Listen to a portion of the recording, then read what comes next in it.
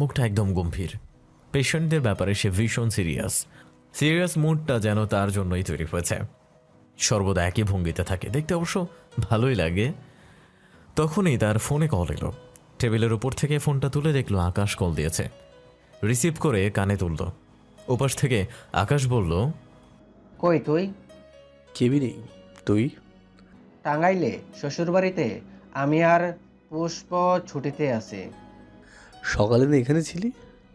হ্যাঁ, আসলে পুষ্পের দাদি মারা গেছে, সেজন্য আসতে হলো। ও, কল দিলি যে? হ্যাঁ, কিছু দরকার ছিল। বল।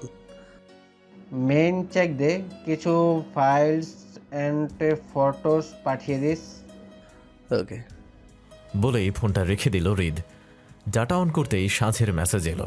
হৃদ সেগুলো এড়িয়ে গেল। আকাশের কাজগুলো চেক দিচ্ছে।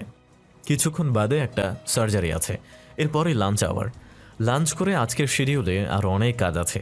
সব মিলিয়ে এখন তার কাছে ওসবের সময় নেই। সন্ধ্যার শেষ ভাগ।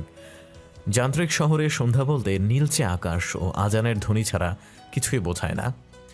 পাখির কলকাকলি, শীতল বাতাস, মোট কথা গ্রাম্য আবহাওয়ার ছিটে ফোটা এই শহুরে পরিবেশে পাওয়া যায় না। কাজ শেষে মাত্রই ফ্রি হলো হৃদ। ছুটি হয়ে গেছে। হসপিটাল থেকে বাসার দূরত্ব খুব একটা না, হেঁটে যেতে 10 মিনিট লাগে। নীলচে সন্ধে এখন অন্ধকারাচ্ছন্ন। ল্যাম্পপোস্টের নিভু নিভু আলোতে রাস্তা দেখা যাচ্ছে। হৃদ হসপিটাল থেকে বেরোতে পারল না, বৃষ্টি নেমে গেছে। আকাশপানে একবার তাকিয়ে পুনরায় নিজের হাত ঘড়িতে দেখল এখন সন্ধে 7:05। সময়ের অপচয় পছন্দ না তার, কিন্তু এখন না চাইতেও অপেক্ষা করতে হবে তার।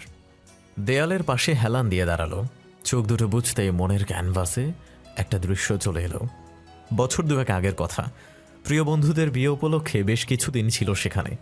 একদিন ভোর সকালে হৃদ জানালা দিয়ে দেখতে পেল এক অপসরীকে। গ্রামের রাস্তায় শাড়ি পরে হেঁটে বেড়াচ্ছে এক কিশোরী।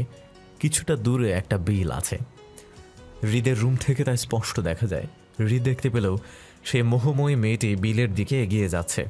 কয়েকটা পদ্মফুল নিয়ে পুনরায় নিজ রাস্তায় চলে যাচ্ছে। বাচ্চাই মেয়েটার ছেলে মানুষই দেখতে তার ভালোই লাগছে।